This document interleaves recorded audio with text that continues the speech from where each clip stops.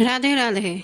श्री नारायण जी बोले। इसके बाद चिंता से आतुर राजा दृढ़ धनवा के घर वाल्मीकि मुनि आए, जिन्होंने परम अद्भुत तथा सुंदर रामचंद्र जी का चरित्र वर्णन किया है। राजा दृढ़ धनवा ने दूर से ही वाल्मीकि मुनि को आते हुए देखकर घबराहट के साथ जल्दी से उठकर भक्ति युक्त हो उनके चरणों में दंडवत प्रणाम किया। भली भांति पूजा कर उत्तम आसन पर ऋषि को बैठाकर उनके चरणों को गोद में लेकर दोनों हाथों से धोया और उस चरणोदक को बड़े हर्ष के साथ सिर से धारण कर सुख पक्षी की तरह बात स्मरण करता हुआ राजा दृढ़ धनवा ने मधुर वचन से यूँ कहा। दृढ़ धनवा बोला, हे भगवान, इस समय मैं कृत्य हूँ, भाग्यवान हूँ, मेरा जन्म सफल हुआ। हे प्रभु, आज मेरा मनोरथ पूर्ण हुआ। आज आपके प्रत्यक्ष दर्शन से शास्त्र आदि के यथार्थ अर्थ का ज्ञान सफल हुआ। हे जगत के पावन करने वाले, आज मैं अपने भाग्य का क्या वर्णन करूं? श्री नारायण बोले।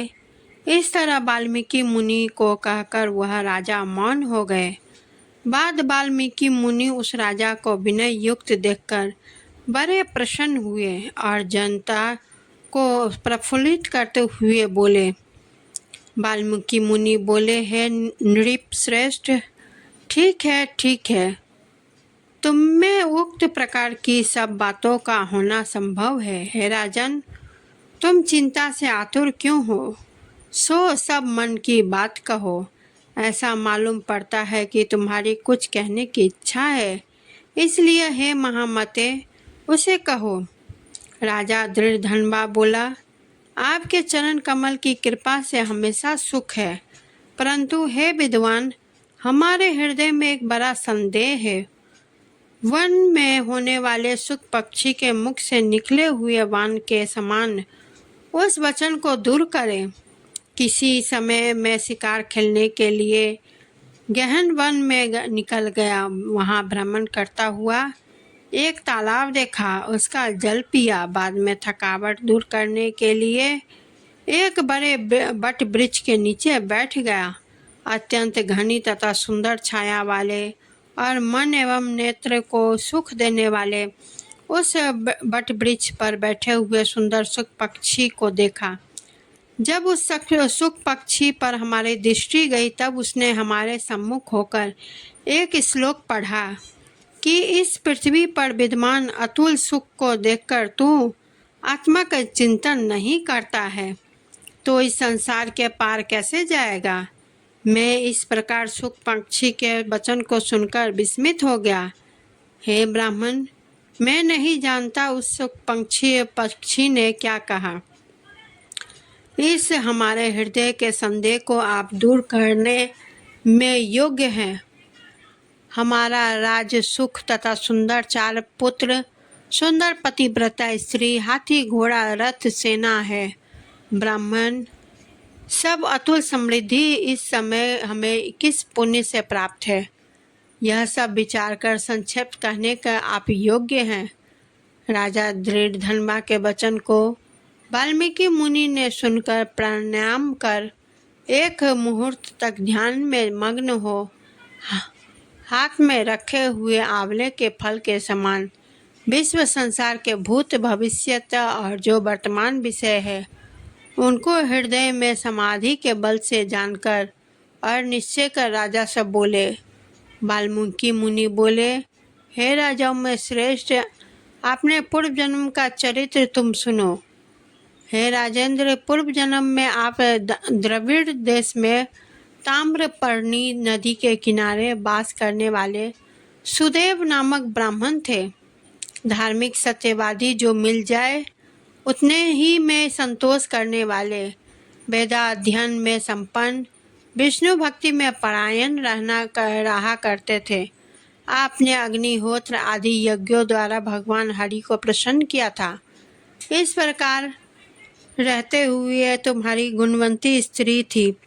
वह गौतम ऋषि की सुंदर कन्या गौतमी नाम से प्रसिद्ध शंकर की सेवा में तत्पर पार्वती के समान तुम्हारी प्रेम से सेवा करती थी। गृहस्थ आश्रम में धर्म पूर्वक वास करते हुए समय व्यतीत हो गया, परंतु तुम्हें कोई संतान नहीं थी। एक दिन अपने स्त्री से सेवित आसन पर बैठा हुआ दुखित ब्राह्मण गदगद स्वर से बोला, अये सुंदरी, संसार में पुत्र से बढ़कर दूसरा सुख नहीं है, और तपदान से उत्पन्न पुण्य दूसरे लोक में सुख देने वाला होता है। शुद्ध वंश में होने वाले संतान इस लोक में तथा परलोक में कल्याण करने वाली होती है। उस श्रेष्ठ पुत्र के ना मिलने से मेरा जीवन निष्फल है। ना तो मैंने पुत्र को प्यार किया और ना वेद पढ़ने के लिए सोने से जगाया, ना उसका विवाह किया, इसलिए मेरा जन्म तो व्यर्थ ही में ही चला गया। अभी भी मेरी मृत्यु हो, मेरे को आयुष्य प्रिय नहीं है।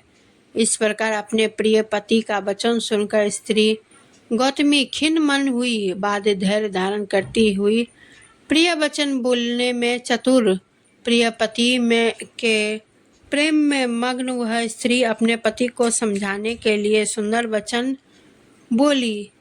गौतमी बोली, है प्राणेश्वर, अब इस तरह तुच्छ वचनों को ना कहिए। आपके समान भगवत भक्त विद्वान लोग मोह को प्राप्त नहीं होते। हे विभो, आप सत्य धर्म में तत्पर रहने वाले हो। आपने स्वर्ग को जीत लिया। हे सुव्रत अर्थात हे सुंदर व्रत करने वाले, आप जैसे ज्ञानी को पुत्र से मुख सुख की प्राप्ति कैसी, अर्थात ज्ञानी पुरुष पुत्रों से होने वाले सुख की इच्छा नहीं करते।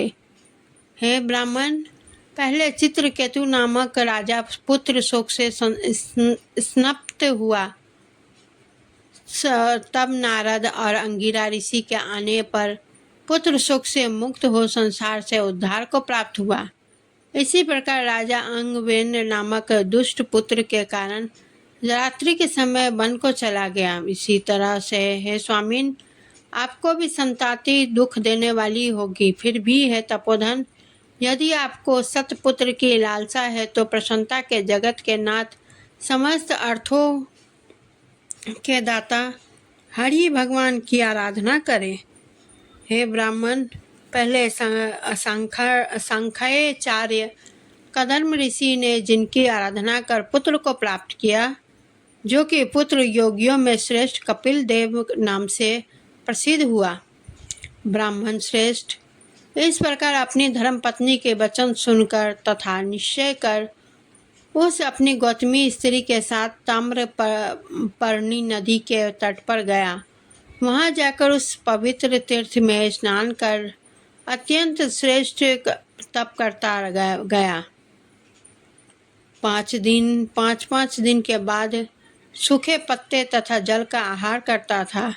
इस प्रकार तप करते उस तपोनिधि सुदेव ब्राह्मण को 4000 वर्ष बीत गए। हे ब्राह्मण, उसके इस तपस्या से तीनों लोक कांप उठा।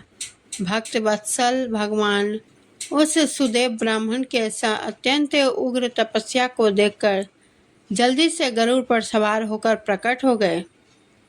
श्री नारायण बोले, नवीन मेघ के समान जगत की रक्षा करने में समर्थ 4 भुजा वाले प्रसन्न मुख मुरारी को देखकर सुदेव शर्मा ब्राह्मण हर्ष के साथ मुकुट भगवान को साष्टांग प्रणाम करता है हुआ बोला।